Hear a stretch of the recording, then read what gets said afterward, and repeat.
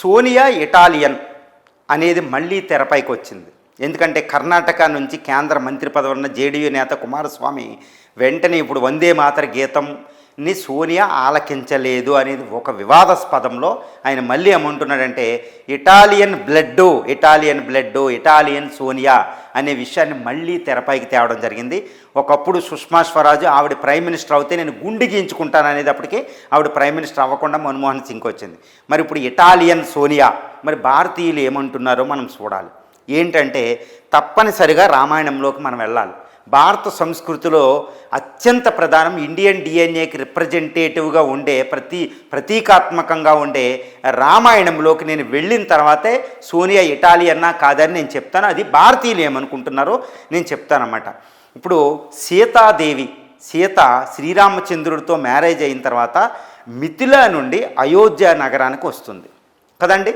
వచ్చిన తర్వాత సీత మళ్ళీ అడవికి వెళ్ళే సందర్భంలో ఈయన ఎవరు వాళ్ళ ఫాదర్ వచ్చి అడుగుతాడు, అమ్మ నువ్వు అడవిలోకి వెళ్ళే బదులు మిథిలా నగరానికి రమ్మని. కానీ సీత తిరస్కరిస్తుంది. 2 పిల్లలు గర్భవతి అయి ఉండి కూడా అయోధ్య నుంచి అడవికి వెళ్తుంది, కానీ మిథిలాకి వెనక్కి తిరిగి వెళ్ళదు.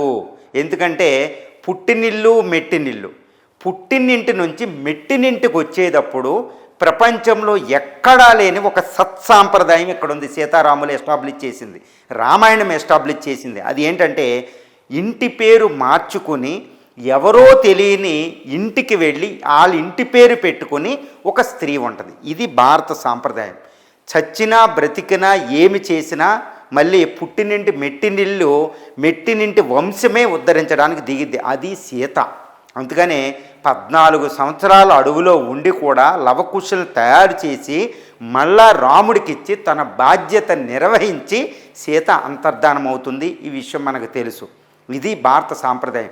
మన తల్లులు, మన భార్యలు అందరూ కూడా, మన సహోదరులు అందరూ కూడా పెళ్ళి అయిన తర్వాత ఇంటి పేరు మార్చుకుని వెళ్తారు. ఇది భారత సాంప్రదాయం. ఇప్పుడు సోనియా అక్కడి నుంచి వచ్చింది, ఇటలీ నుంచి మెట్టినిల్లు ఢిల్లీ వచ్చింది. ఎక్కడ పుట్టినా అది ఇటాలీ అయినా, ఒకప్పుడు అయోధ్య మిథిలా 2 రాజ్యాలు. ఒకప్పుడు పాత రాజ్యాల నుంచి గ్రీకు సెలూకస్ కూతుర్ని చంద్రగుప్త మౌర్య మొట్టమొదటి చక్రవర్తి పెళ్లి చేసుకుంటాడు. ఆ చక్రవర్తికి వాళ్ళ కొడుకులు వీళ్ళు కొడుకులే ఇక్కడ వంశం అవుద్ది. భార్య అనేది ఇంటి పేరు మార్చుకున్నాకే. అది ఎప్పుడూ జరుగుతుంది. గుప్తులు కూడా బయట వాళ్ళని పెళ్ళిళ్ళు చేసుకుంటారు. ఇక్కడ చాండ పాండ్యులు ఆ ఇండోనేషియా నుంచి తీసుకుంటారు. కాబట్టి ఇటాలియన్ నుంచి ఆ వనిత వచ్చిన ఇక్కడ భర్త చనిపోయిన తర్వాత కూడా సోనియా, నేను అంటున్నాను కాదండి, సీతనే మనం తీసుకుందాం. రామాయణంలో భర్త చనిపోయాడు, రాజీవ్ గాంధీ చనిపోయాడు, రాజకీయాల్లో ఉంటే ప్రాణ సంకటం. ఇందిరా చనిపోయింది, రాజీవ్ గాంధీ చనిపోయారు, భయపడాలి. 1000 కోట్లు ఆస్తులు అవి తీసుకుని ఇటలీ వెళ్ళిపోవచ్చు కదా, వెళ్ళలే.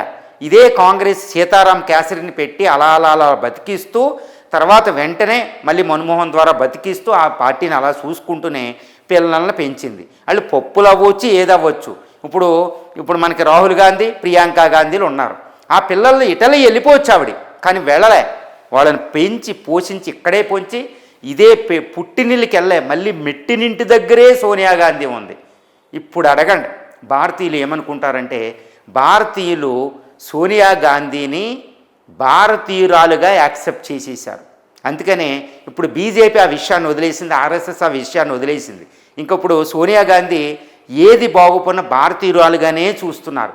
భారతీయులు ఆవిడని భారతీయురాలుగా యాక్సెప్ట్ చేశారు. ఎందుకంటే మెట్టినిల్లు పుట్టినిల్లు కాన్సెప్ట్ ఇది భారతీయుల యొక్క డిఎన్ఏ.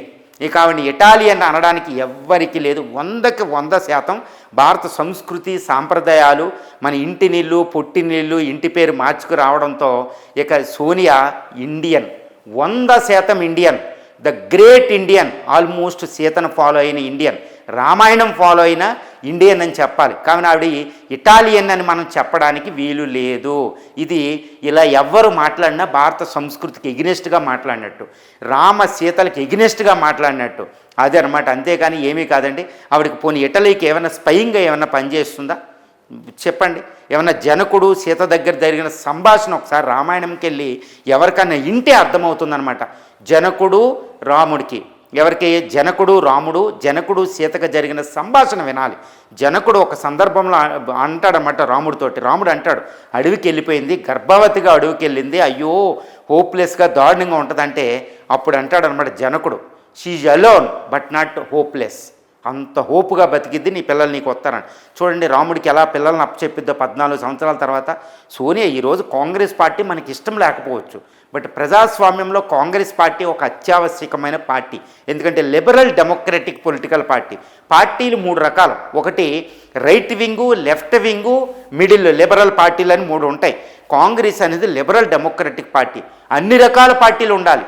సిపిఐ సిపిఎం పార్టీలు కూడా అత్యవసరమే. చూడండి, సిపిఐ సిపిఎంలో అహింసాత్మకంగా బ్యాలెట్ పాలిటిక్స్ ఉండడం వల్ల నక్సలిజం మనకు అవసరం. అన్ని పొలిటికల్ పార్టీలు ఉండాలి ఇండియాలో, అన్ని కేటగిరీలు. కాబట్టి కాంగ్రెస్, ముక్తి భారత్ కాంగ్రెస్ ఉండాలి. కాబట్టి సోనియాని ఎవరైనా ఇప్పుడు ఇటాలియన్ అనడం అనేది 100కి 100% భారత సంస్కృతి సాంప్రదాయాలు సీతారాములకి ఎగ్నెస్ట్ అండి. నేను ఇప్పుడు సీతారాములు ఉదాహరణగా చెప్పాను, ఇంకా దీన్ని కాదంటే ఏం చేయలేం. ఇప్పుడు సోనియా గాంధీని భారతీయురాలే అని భారతీయులు యాక్సెప్ట్ చేశారు. ఇది నేను కాదన్నది, అన్ని సర్వేలు చెప్తున్నాయి. ఇప్పుడు ఎవరు కూడా దాన్ని యాక్సెప్ట్ చేయరు.